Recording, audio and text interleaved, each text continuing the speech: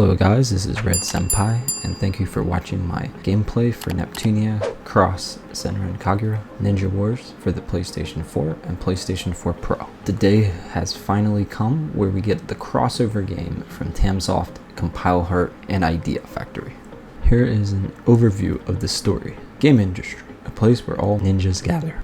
As the struggle for control increased between the daimyos of the nations, tensions rose between the two great nations, each of which was home to one of the major schools of martial arts. The Kampa style, which has mastered the ninja arts based on the command technique. The Honeypaw style, which has mastered the ninja arts rooted in the action technique. The two camps were stuck in a ruthless competition of skill in order to achieve hegemony. But as they fought on, a mysterious army of mechanical ninjas made their assault. The mechanical ninja army overran the smaller nations in an instant, and its leader, Yo Gamer, made an announcement to the world.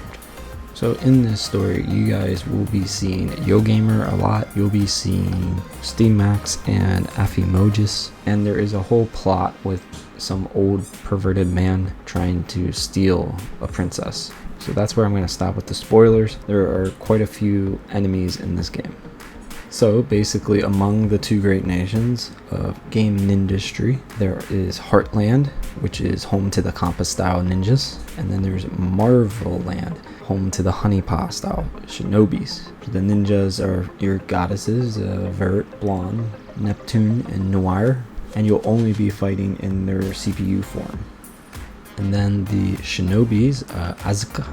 Sorry if I'm pronouncing that wrong. They say her name very fast, so it sounds like just like Asuka, like so fast. Homura, Yumi, who is, in my opinion, the best character in the game. She's the most OP character. And Miyabi.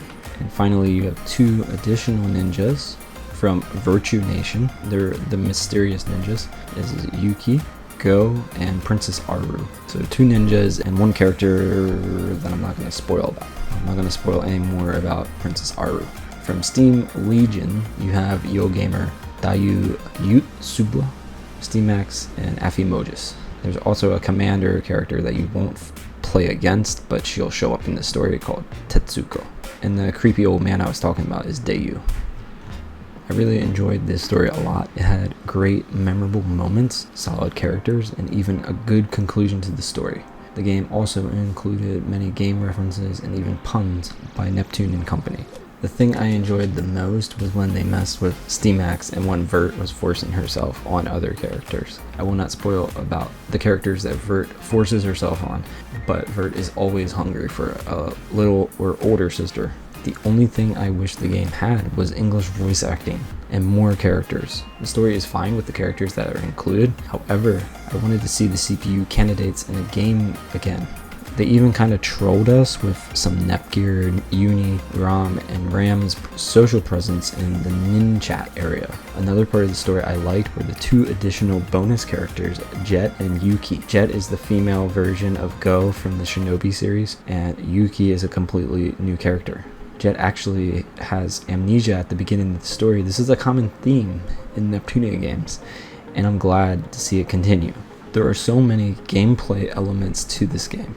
The main attack is square. You also can block, you can parry, you can dodge, and we're going to go over the rest of the controls. Ninja art skills are activated via the stamina gauge. So once your stamina is past a certain point, you can do a level 1 attack, or level 2 attack, level 3 attack. You can go the whole ways to a level 4 attack with Jet. And because the screen slows down, like it's like a slow motion, you're able to select your skills calmly, and you can think about and calculate what move you're going to use next. And you can assign your favorite skills to the circle, X, triangle, and square buttons, so you can choose whatever one you want there. One I would suggest using is the punching attack. It's like one of Yumi's first attacks, R1 and square, and it looks like a triangle like punch. It's very powerful and effective, and I used it throughout the entire game. I always kept it on. Even though it's like a level 1 attack, it's OP. If you use a number of ninja art skill attacks in a row, you can unleash special effects. So you can try to unlock a ninja art trigger chain effect. Shinobi Extreme is like your ultimate attack. So this is a special attack that is achieved when the EX gauge is at its max. You can increase this gauge by attacking multiple times. So the more you attack square, usually the gauge will go up. The slowest one to have their EX gauge go up is Jet, which it is kind of worth it because her special attack is quite powerful, especially if you have a level 40 plus character. There's also the Furin Kazan Drive. Sorry if I'm saying that wrong, it's a very hard word to say. And this is an awakened mode that you can activate at any time. So this gives you a various boost depending on the battle type. There's wind, forest, fire, and mountain. And these are available for a brief, limited time when you activate them. The green forest one constantly heals you and makes you better equipped to take on tough enemies. The red fire drive sacrifices defense to strengthen all attacks. The yellow one makes you impenetrable. Usually you take damage no matter what you do, unless you're parrying oncoming attacks. So the yellow one is very useful for like the final boss. I believe the blue one helps your art skills gauge, but I haven't used that one a lot, and I'm not sure what the wind one and the mountain one are, if it's blue or yellow. I hardly use those two. I'm assuming the green one is forest. That one's the most useful. Also, one thing to notice is when you use your ninja weapons, the throwing star, kunai, and shuriken, when you use those attacks in these modes, they're stronger. It is good against bosses and to keep your distance and use this mode, and you can strengthen those attacks. Again, these two weapons can be used at long distances and they can be very useful. If you know how to manage your orbs, you can make really strong ninja weapons and you don't have to worry about taking as much damage. So these are very good. And you can keep swapping between the two in order to create great combos. You can also inflict status ailments. This is like poison or paralyzed. There are many different ones that you can use. You also can change your party formation. You can have 2 characters at a time. Unfortunately, you cannot change them in a dungeon. So once you have the 2 characters selected, you have to use those in the battles. And you can switch back between the 2 very easily. If you do switch during an attack, you'll do like some type of combo. So they'll just jump in and attack. There is a break limit in this game, but it doesn't really seem to be that useful. In other past games, when you broke the break gauge on the enemy, it seemed to be very useful. Here it doesn't seem to do much of anything, so I would suggest not worrying about it, and I just focus on doing as much damage as you can to the enemy without even worrying about the break gauge. It seems pointless in this game. Without spoiling much else, there are additional stages to complete once you finish the game. It took me around 16 to 17 hours for all of the main story and side quests, and this was for both the Japanese version and the English version, even though in the English version I found a way to get to level 40 very easily early on in the game. Okay, so once you clear the main story around 16-17 hours with all the side quests, if you want to do the side quests, I'd suggest doing them because it's an easy way to get your level up. There is also Yomi Training. Yomi Training is a highly difficult mode that appears after clearing the main story. There are 8 different levels of Yomi Training, and they each have 3 levels. Within a single trial, not only does your remaining HP and drives carry over, various restrictions are applied, such as blocking the use of items of ninja art skills. So this can make it incredibly difficult. By completing the clear conditions for each trial, you'll obtain an incredible reward. Make sure to customize your equipment as much as you can in order to take on these special battles. So you can complete it if you want. If you're a platinum trophy hunter, you should do these. If you just want the story, you can just do the main story. You don't have to play this part of the game as an additional thing to do after you beat the game.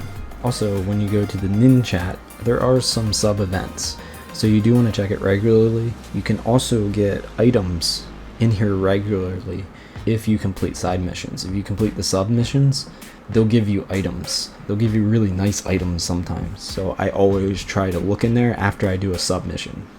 There's also the Spirit Gem board. These are the orbs I was talking about. By placing them in a specific order and unlocking more as your level goes up, you can gain bonus effects. If you make a cross, that gives you like 25% bonus. I would suggest doing that on like an attack feature or something.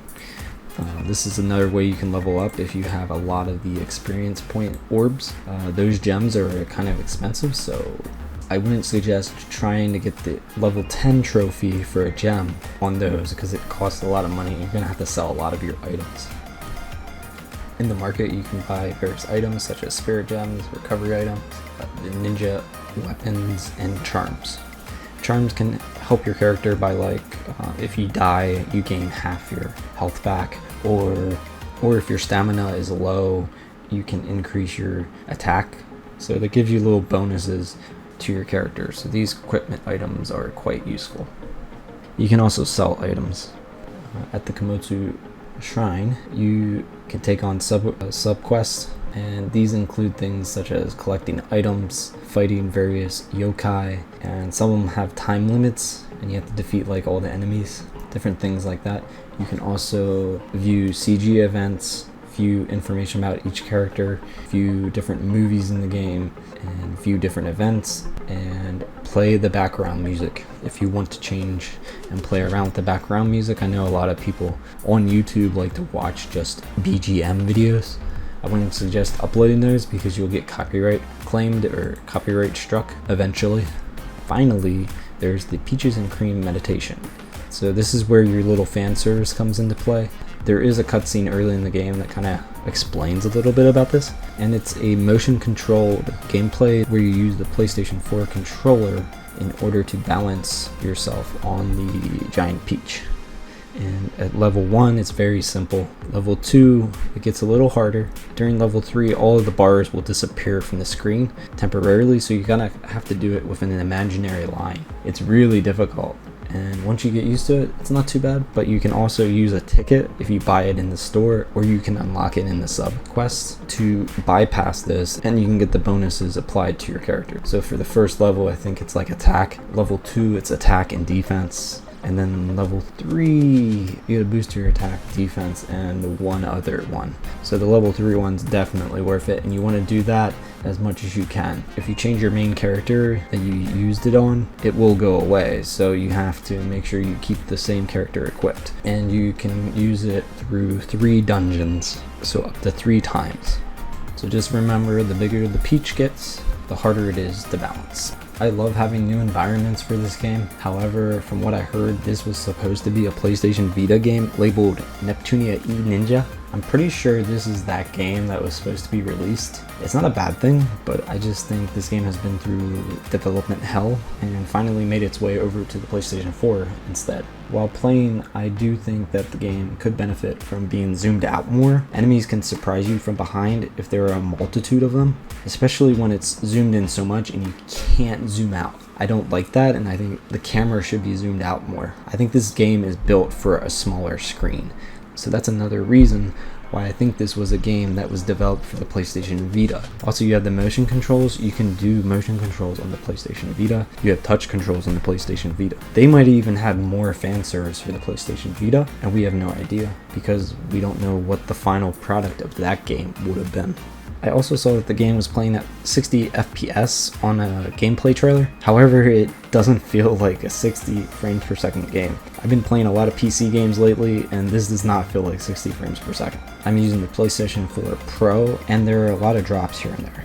It feels like a 30 frames per second game, but I could be wrong on that. Also, there's a day 1 patch you should definitely download, because it fixes a lot of the issues apparently that were in the game, and I didn't even know about it because I was able to download a patch early. I do like that they quickly turned around the English subs of this game so fast. However, I miss Neptune's English voice actor. I hope that next time Idea Factory will take more time and put out an English dub version of their games. It's not like these games are at Koei Tecmo's level of bad English voice acting. They have very good voice actors for their games. Please put out dubs for your games.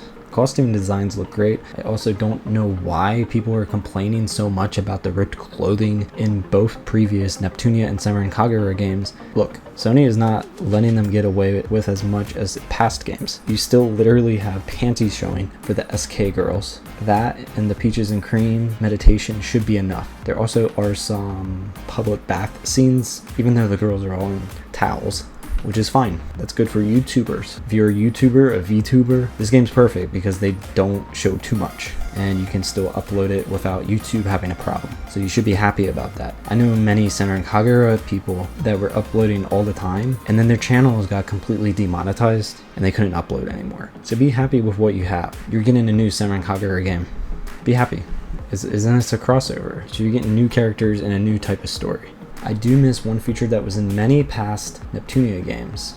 You used to be able to customize your character in many of the action-oriented Neptunia games, like the last game, Neptunia Virtual Girls, VVVtunia. You could customize your character. You could literally have everyone with a horse head, and you could see them in the cutscenes all with horse heads. That type of customization is amazing and should continue throughout future Neptunia games. It's not included in this game, but it could be because this game, like I said, was in development hell, and they finally finished it for the PlayStation 4 and not the PlayStation Vita. Maybe that's why they didn't include it in this game.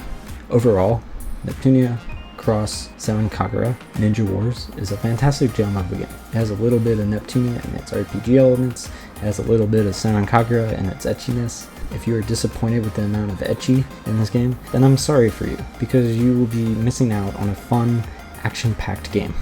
If you like Neptunia or any form of Senran Kagura, I think you'll be satisfied or slightly satisfied. Depends on how much you care about the etchiness of the content. I would recommend this game time and time again.